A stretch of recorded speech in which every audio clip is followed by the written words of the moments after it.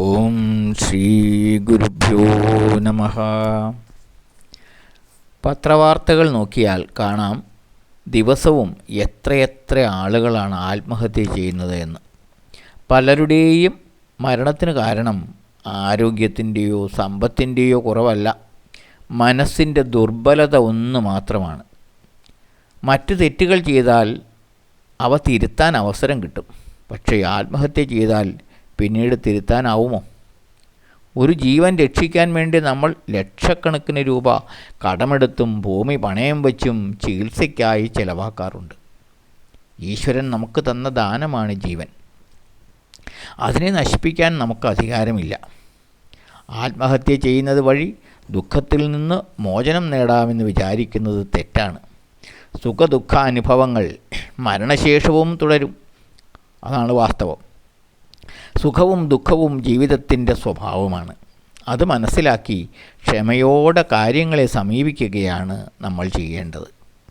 ആത്മഹത്യ ചെയ്യുന്നതിലൂടെ ജീവിച്ചിരുന്നപ്പോഴുണ്ടായിരുന്നതിലും ഘോരമായ ഇരുട്ടിലേക്കാണ് നമ്മൾ ചെന്ന് വീഴുന്നത്. ആത്മഹത്യയെക്കുറിച്ച് ചിന്തിക്കുന്നവർ സ്വന്തം അച്ഛനമ്മമാരുടെയോ ജീവിത പങ്കാളിയുടെയോ മക്കളുടെയോ ഒക്കെ ഭാവി ജീവിതം എങ്ങനെയായിരിക്കും എന്ന് മാറി നിന്ന് ചിന്തിക്കണം. ആത്മഹത്യയുടെ അനന്തരഫലങ്ങളെക്കുറിച്ച് ചിന്തിക്കുവാൻ തയ്യാറായാൽ ആർക്കും അതിൽ നിന്ന് പിന്തിരിയാനുള്ള ശക്തി കിട്ടും. ആത്മഹത്യാ പ്രവണതയുള്ളവർ സ്വന്തം പ്രശ്നങ്ങൾ കുടുംബാംഗങ്ങളുമായും വിശ്വസ്തരായ കൂട്ടുകാരുമായും പങ്കുവയ്ക്കാൻ മടിക്കരുത്. പ്രശ്നങ്ങളിൽപ്പെട്ട് ഉഴലുന്നവരെ അപേക്ഷിച്ച് മറ്റുള്ളവർക്ക് ആ പ്രശ്നങ്ങളെ മാറി നിന്ന് വീക്ഷിക്കാൻ കഴിയും.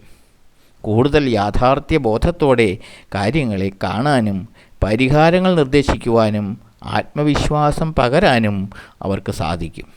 നമ്മുടെ മിക്ക പ്രശ്നങ്ങളും അധികകാലം നീണ്ടു നിൽക്കുന്നതല്ല. അല്പമൊന്ന് ക്ഷമിച്ചാൽ, അല്പമൊന്ന് പ്രയത്നിച്ചാൽ കാര്യങ്ങൾ മാറി വരുന്നത് കാണാം. അതിനാൽ എടുത്തു ചാടി ഒരു തീരുമാനമെടുക്കരുത്.